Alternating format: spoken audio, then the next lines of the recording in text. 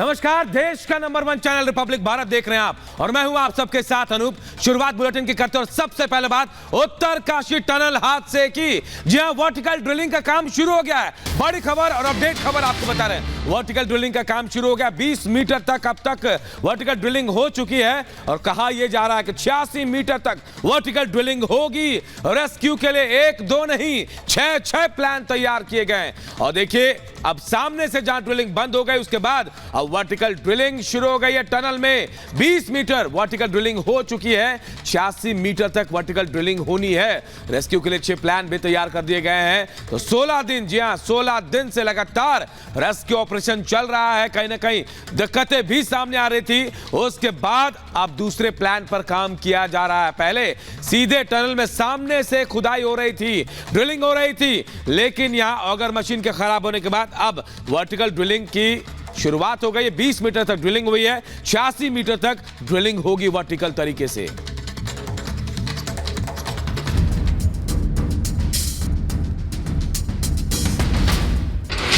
सुरंग में फंसे 41 मजदूर, मंजिल कितनी दूर?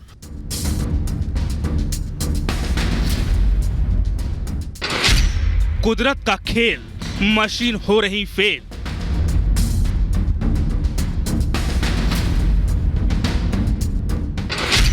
सुरंग का जाल, क्या है मजदूरों का हाल?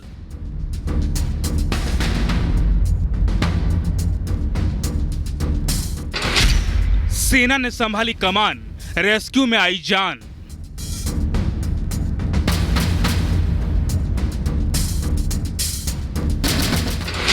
अब नहीं पड़ेगी खलल, खुल जाएगी टनल।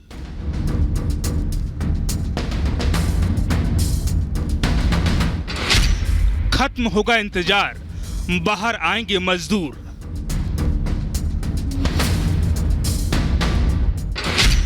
जिंदगी की जंग, सेना खोलेगी सुरंग।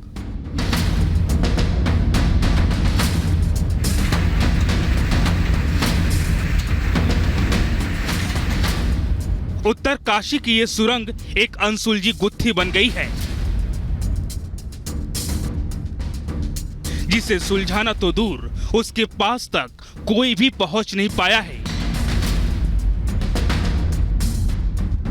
अमेरिका से आई ऑगर मशीन फेल हो चुकी है। विदेशी एक्सपर्ट की हिम्मत जवाब दे चुकी है। अब सुरंग से मजदूरों को निकालने के लिए सेना को मोर्चा संभालना पड़ा है।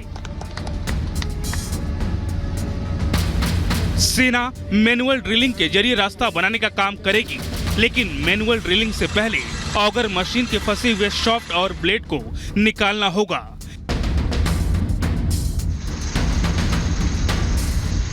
क्योंकि मशीन के टुकड़े अगर सावधानी से नहीं निकाले गए तो इस सुरंग में बिछाई गई पाइपलाइन टूट सकती है।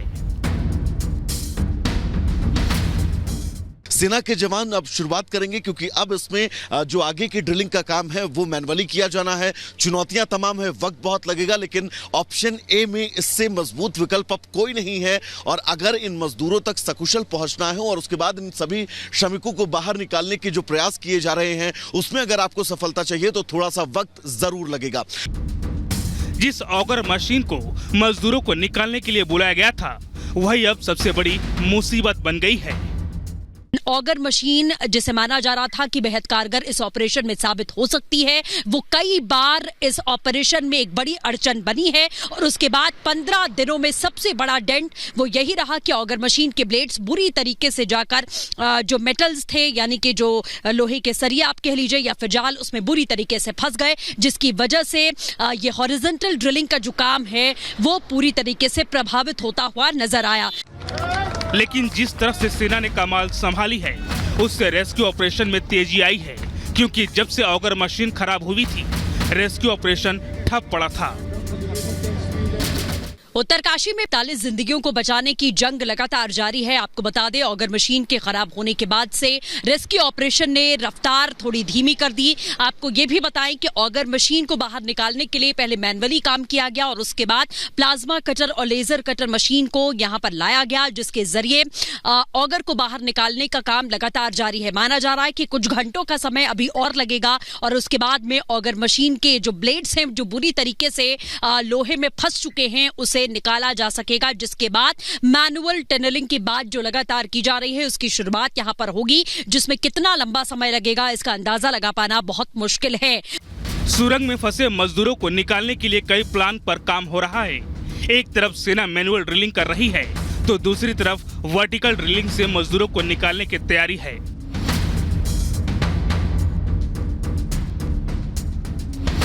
इसके लिए बीआरओ ने करीब 1.5 किलोमीटर लंबी सड़क बनाई है और अब इसी सड़क के जरिए कई टन वजनी मशीन जेसीबी की मदद से लाई गई है।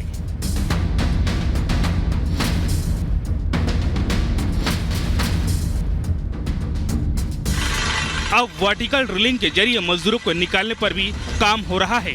हालांकि इसमें काफी खतरा है क्योंकि टनल के नीचे मजदूर हैं और उस पर से होल कर नीचे जाने के लिए रास्ता बनाया जाना है। इससे काफी मलबा गिरेगा।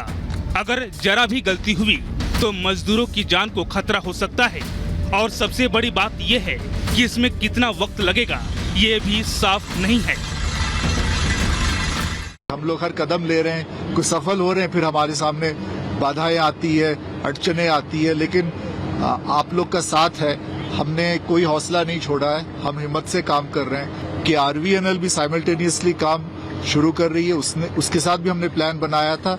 ये हमने परपेंडिकुलर हॉराइजॉन्टल ड्रिलिंग जो हम कहा जाए बोला जाए, समझ लीजिए टनल ऐसा है तो हम परपेंडिकुलर टू दैट लेकिन हॉराइजॉन्टल ड्रिलिंग हम कर रहे हैं। तो इसमें 15 दिन का हमारा टारगेट है कि 15 दिन में ये हॉराइजॉन्टल ड्रिलिंग जो आरवीएनएल कर रहा है हमारे लिए, ये उसमें कामयाब होगा।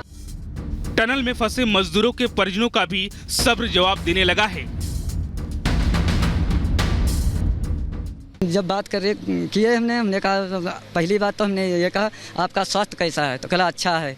हम कहें ये जंग जीत कर ही निकलना है, भले हार जाएं तब भी हम जीत जाएंगे। मंजीत क्या कह रहा था? वो कह रहा था पापा मैं ठीक हूँ, स्वास्थ्य मेरा अच्छा है।